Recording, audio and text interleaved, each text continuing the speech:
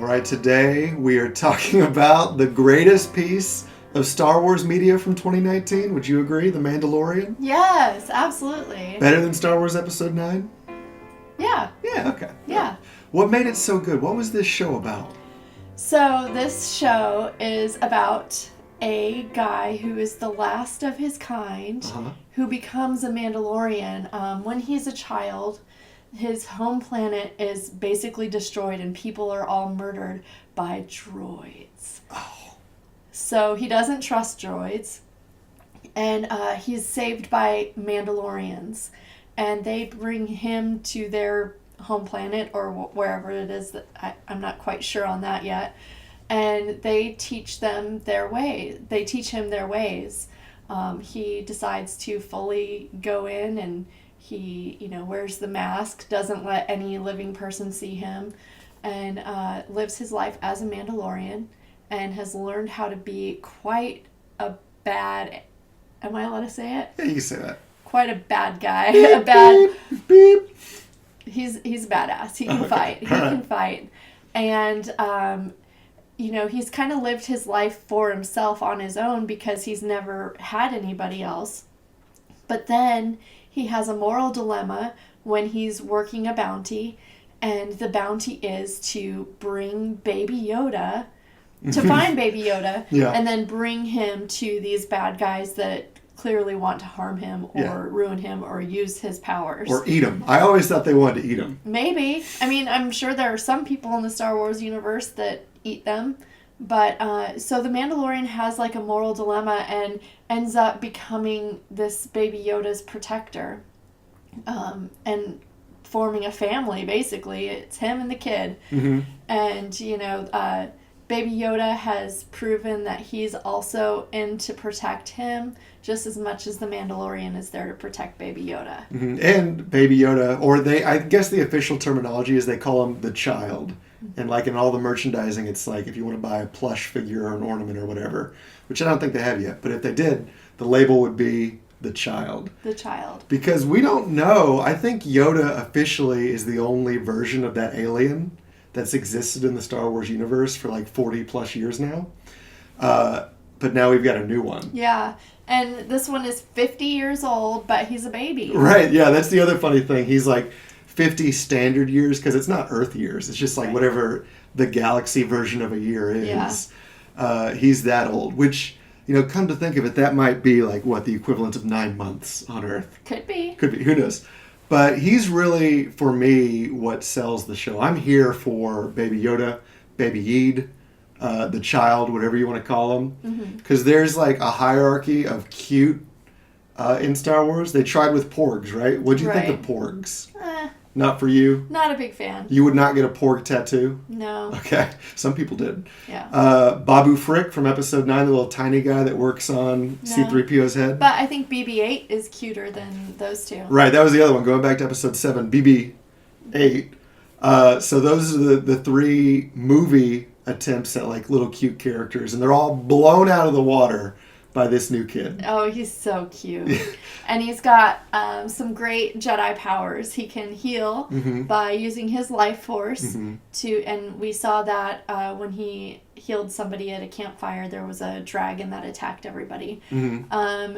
He is able to move things. He lifted a giant creature off the ground that was coming after the Mandalorian. Yeah.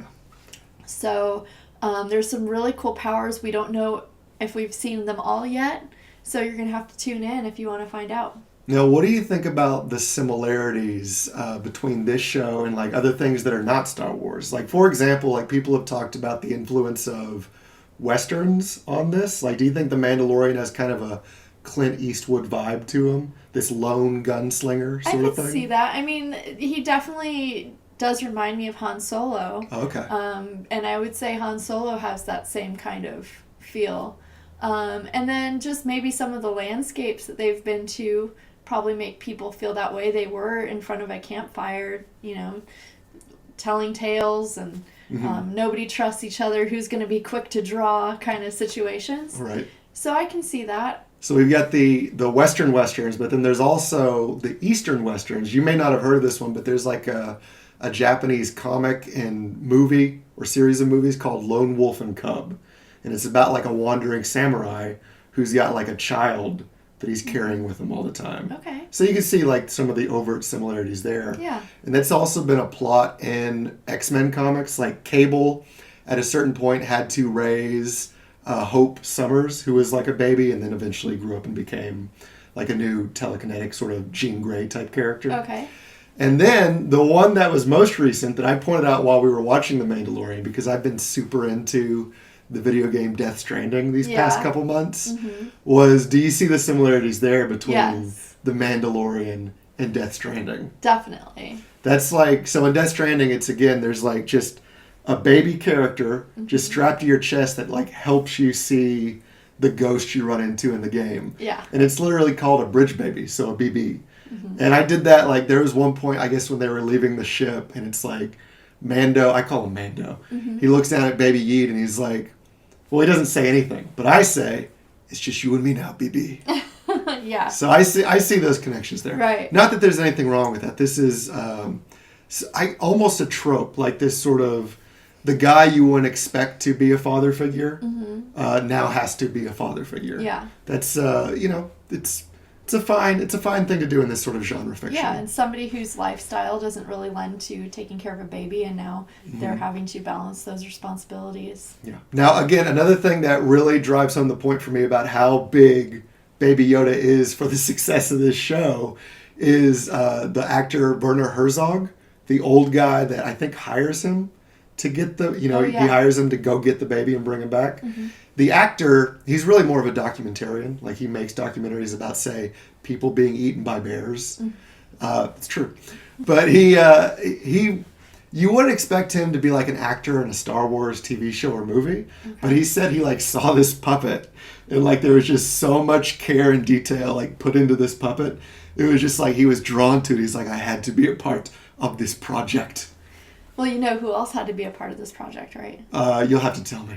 Well, I think producer or director. Is it Jon Favreau you're thinking of? Yes. Okay. Yeah, and then there was also... the other Marvel director? Is that where you're going with Wasn't this? Bill Burr in this? Too? Oh, that's right. Okay, yeah, there's a lot of people who are involved with this that you might not think at first glance, like they would be a perfect fit for Star Wars. Yeah. It's just funny to me. Bill Burr, the comedian, we've seen live. He's a great guy. Really funny. Big fan of him. But it's just funny to me that there's a guy with a Boston accent in the Star Wars universe. Well, it's really funny because I had a feeling something like this was going on because when he was doing he does a podcast and he would be talking about this big, great opportunity he's got going on, but he's not allowed to say even a word about it. And I mean, really, like the strictest people are Disney, so there were some clues that this could have been him in this project, and it's really cool to see people that are actual fans of Star Wars get together and create Star Wars. I absolutely agree. The other one that I want to bring up is there are a couple different people that directed these 8 episodes. It wasn't just like one team did the whole thing. Right. But the last episode was directed by the guy that did the last Thor movie, the New Zealander, the Kiwi, Taika Waititi. Yes. You know that guy. Yes. And you can kind of tell, like the last episode I think might have been my favorite of them because it starts with this scene with the stormtroopers. And they're just having this sort of like goofy conversation. And like the one stormtrooper's like, hey, can I see the baby? He's like, no, I put him away. He's in the bag. You can't see him right now. Okay. And then like they take turns aiming at a can like 10 feet away. Yeah. And neither one of them can shoot the can. Because they're just like kind of hanging a lampshade on the fact in Star Wars that stormtroopers can't aim. It's just they never hit anything. So it's like they really draw some attention to that. Probably because the helmets are so restricted. There might be something to that. But the whole outfit. That whole sequence, I was like, this is so silly. And then at the end of the episode, it said directed by Taika Waititi, and I was like, oh, okay, well that makes sense to me. Yeah. And then also they have that. By the way, spoilers for this whole thing. But the end of that episode, like I wasn't sure that Mando, as I call him, was going to survive. Like, it really seemed like... I mean, it's just a guy in a helmet, right? So they could get another guy in a helmet if they needed him. So I thought maybe they'd kill off that character. But, the the episode ends with basically him and Baby Yoda can now go off and have more space adventures together in season 2. I will say the downside is that season 1 was way too short. Yeah, right? definitely. And I think Disney Plus has gotten some, not backlash, but I'll just say canceled subscriptions. Because people watch the 8 episodes and they're like, okay, that's all you got. And that's like, the other thing I want to mention, just, I demand more from Disney Plus. There's really not a lot going on there. They had The Mandalorian. If you're into High School Musical, they got a series for that. Mm-hmm. There's not much else there. You've seen everything else that's on there. I like The Simpsons, but I've seen all The Simpsons. Yeah. I like the Star Wars movies, but I have those on disc. So the last thing we'll go out on is I was drawing mostly Star Wars characters today, but last thing I'm drawing right here is this is some OC for you. This is an original character. I call it the Polar Commander. Oh. He'd be a good fit for a Star Wars universe or any other universe. It's just basically a polar bear in battle armor. Mm-hmm. Pretty awesome. Sound like a Wookiee? Yeah, you know what? So he's got sort of those bear plus dog plus other assorted animal. No, the answer's no. He's not been influenced by any of those Disney characters. It's not derivative in any way.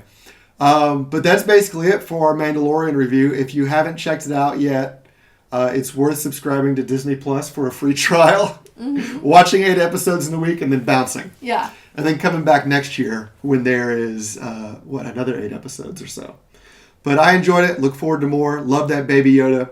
He's fun to draw too. He is. Yeah, he's cute. So that's really all for us this time. If you like the video, honey, what do we always say they can do? Be sure to smash that like button. Yeah. And click the notification bell to find out when we're doing new videos. Yeah, unfortunately, it's kind of random whenever I post. It's just whenever I have the time to do it. But I do, I always try to make the effort to draw every day. It's the only way to get better, even if I'm not putting up videos. But if you're an artist yourself, I'm always curious what other people are up to. Oh, and I should mention, this video was inspired by a comment from Kyle over at Thrilla Art.